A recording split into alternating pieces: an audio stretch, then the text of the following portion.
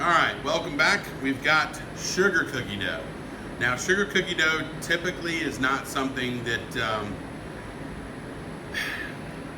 is looked at as something really, really important. For me personally, I look at a good sugar cookie dough recipe as something that has a lot of capabilities for a lot of things. I can make a window cookie if it's rolled out thin enough. I can do those really nice cookies that you see that are baked kind of thick and have that nice flooding work. I can actually use it as just the bottom to a cake, a nice crispy crust.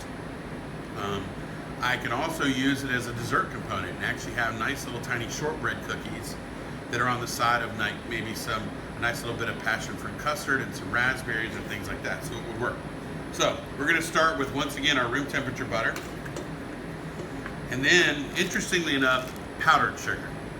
So powdered sugar has maybe 85 to 90% of the sweetening power of regular sugar, but it's also really fine. So it's not going to go through like liquid sandpaper or whatever and start to break apart that butter and make it big and fluffy.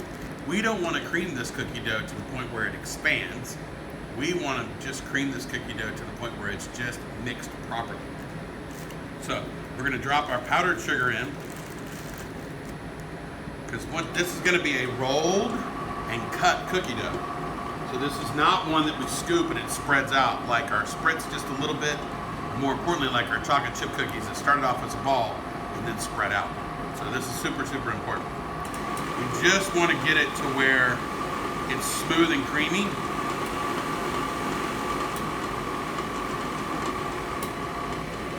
That butter went right around the base and the bottom when we first started, so I got to get that off of there without slinging powdered sugar everywhere.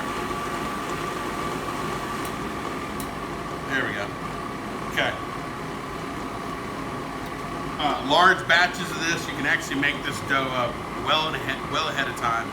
Wrap it in saran wrap or parchment paper, label it and put it aside, and you can use it throughout the week when you need it. In layers, we actually pull small sections of it.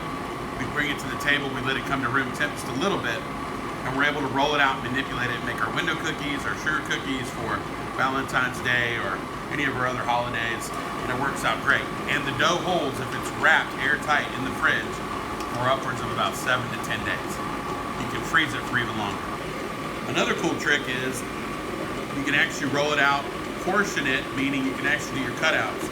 And you can lay those onto a parchment paper, spaced already, and put those in the freezer, so that even, like for instance, in layers, every Monday morning, we don't have window cookies ready to go in the case because we close on Thursday. However, and we could take the dough out and let it come to room temperature.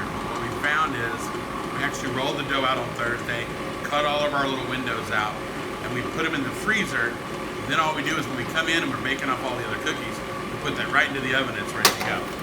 All right, so sugar cookie dough has been creamed, but you'll notice the color. It's not white and fluffy. It's just creamy, which is what we wanted. Okay? We don't want it big and fluffy. We just want it creamy. I'm going to take that egg and a little bit of vanilla, drop those in there, break that up.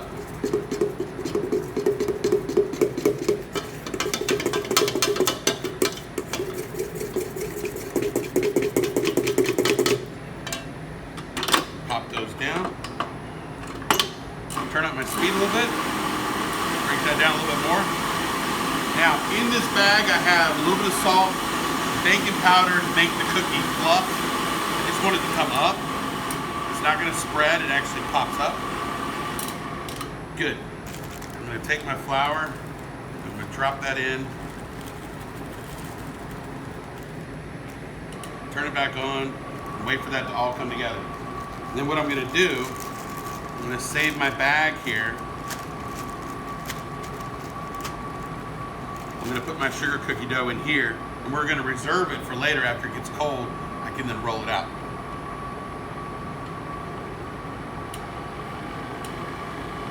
I'll show you once this comes together what it should look like. You don't need to overmix. You don't want it to shrink like a biscuit. If you overmix biscuit dough or pie dough, it'll shrink. So you don't want to overmix, but you do want it to come together. And once that comes together, it'll start to wrap itself around the blade just a little bit and done. So I'm going to use my mat here.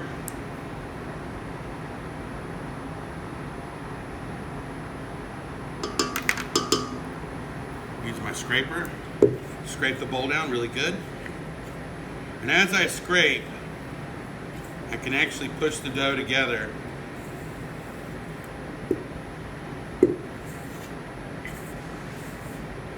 Now you could roll this out immediately, you don't have to wait.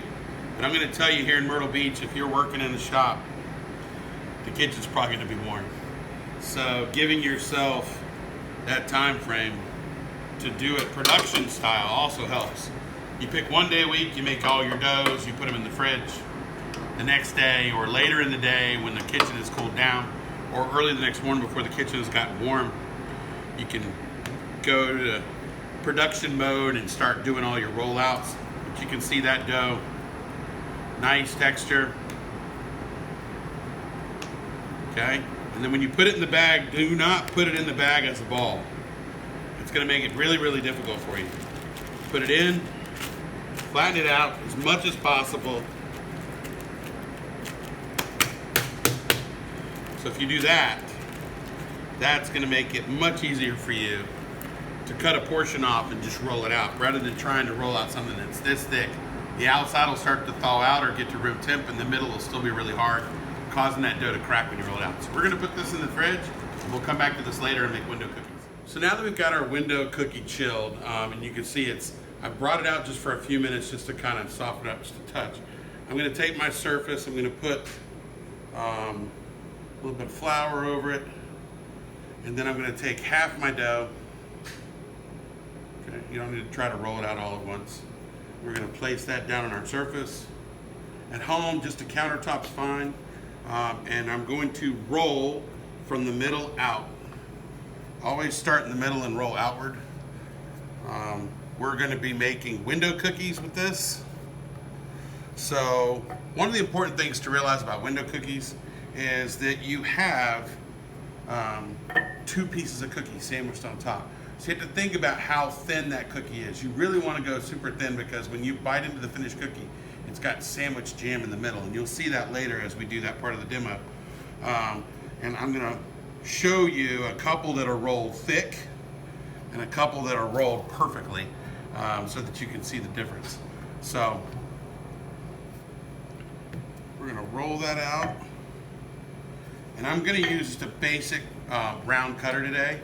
I'm going to cut circles out, and as we're cutting out these circles, I'm going to do all of it in circles until I fill up the tray.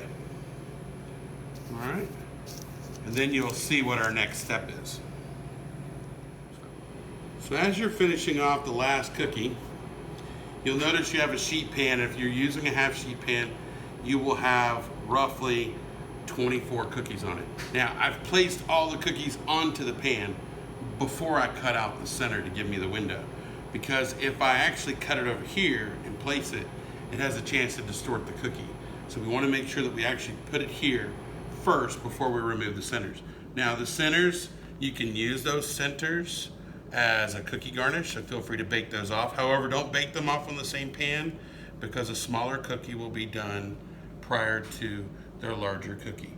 And then after we've removed half, because the bottoms are going to get the jam, the tops are going to get powdered sugar, and then we will sandwich them together, and we'll be showing you how to properly assemble these after they come out of the oven. So we're going to put these in the oven at 325 degrees until they're just slightly golden brown around the edges, and we'll return to that.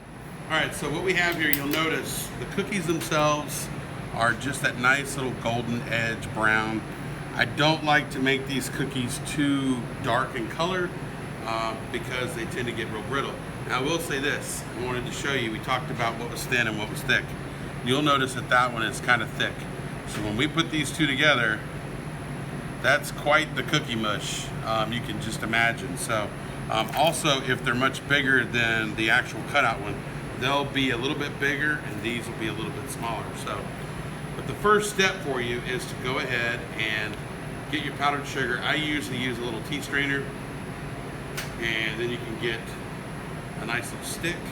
This controls, because when I go in with my hand, that's a lot more force than if I just tap with the stick, giving it a really nice coating. Now, once you get control over that, you can go a little heavier.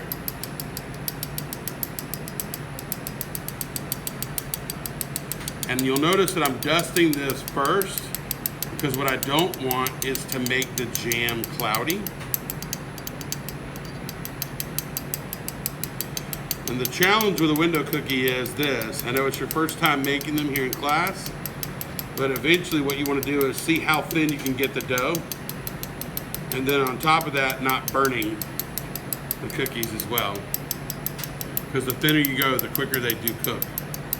So you can imagine if the cookie was any darker in color, it'd be difficult to cover with the powdered sugar to really give it that nice effect.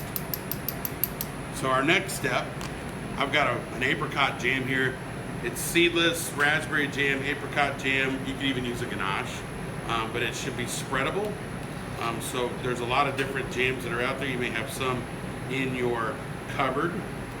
One of the things that my son loves to do, Carson likes to make a peanut butter and chocolate sandwich cookie, and Grayson does too, but he would take peanut butter and put this on a chocolate cookie dough and make a window cookie using the peanut butter and the chocolate. So we're gonna take the jam, we're gonna spread it a nice thin layer. We don't need to go too thick. Remember, these are being eaten at tea time usually, and you don't want the nice ladies to ruin their dresses and their blouses with jam oozing out of the cookie and making a huge mess.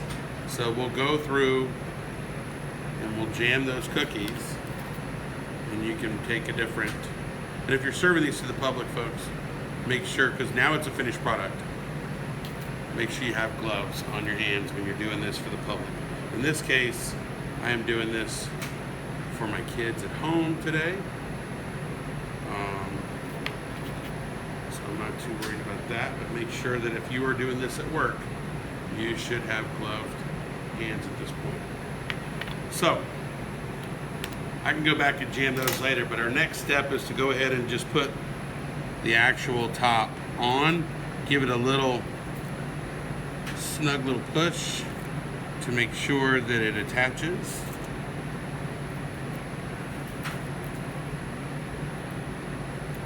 And then you can place them onto your plate for service. And these will hold for up to 5 days. It's not that they're gonna go bad, it's that they get a little drier and crunchier. So that is your window cookie using your sugar cookie dough.